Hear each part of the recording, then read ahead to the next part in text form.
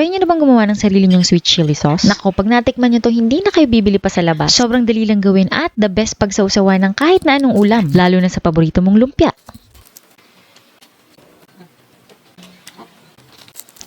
Kaya naman tara, let's go! As usual, gamit ko itong paborito kong Xiaomi induction cooker. Saucepan by Massflex. Syempre yung link pinopost ko sa description box or sa comment section. Sa recipe na to, gagamit ako ng isang pulang bell pepper. Tatanggalin ko lang yung mga buto at hiwa-hiwain ko.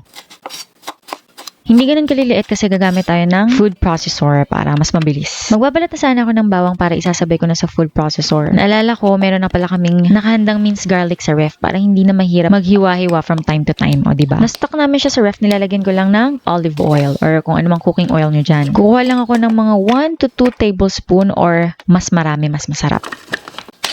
Ito pala yung aking 3-in-1 food processor. Ang dami niyang gamit. Ayan, diba mabilisan lang. Pulse lang at ready na yung ating bell pepper.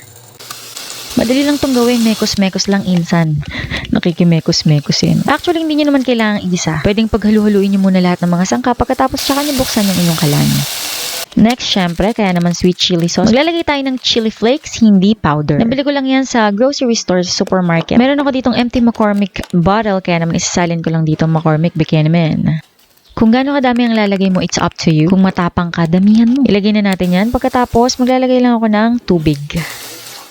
I have added 2 cups of water. For the complete list of ingredients, please check in the description box or in the comment section. Next, I have added white sugar. Mix until the sugar is dissolved. Maglalagay ako ng patis or fish sauce. Trust me on this, guys, masasarap siya.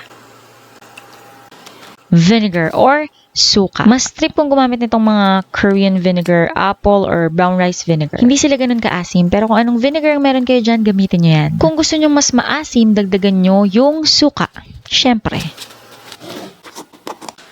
Asin yun, pero konti lang kasi meron na tayong fish sauce. Cornstarch dissolved in water to make slurry, pero siyempre dapat yung tubig na gamit nyo ay room temperature water lang.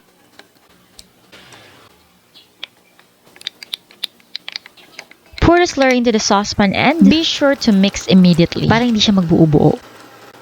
Then let it boil. Mix it from time to time until the sauce thickens and reduces. Kung mapapansin nyo, parang clear pa rin yung sauce natin kasi cornstarch yung gamit natin. Let it cool, huwag mainit ang ulo, at i-transfer na natin sa ating lalagyan.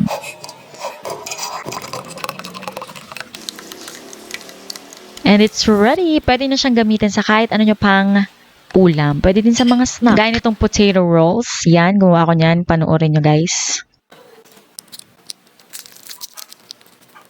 Napakasarap niya, tama lang at balance lang yung lasa ng tamis, ng anghang at ng asim. Na syempre may konti ding alat. Kaya naman i-try nyo na to and save nyo na yung recipe na to, tsak magiging paborito nyo to. Ako nga palang inyong kusinerang ininyara, Jane Silvestre. See you in my next vlog!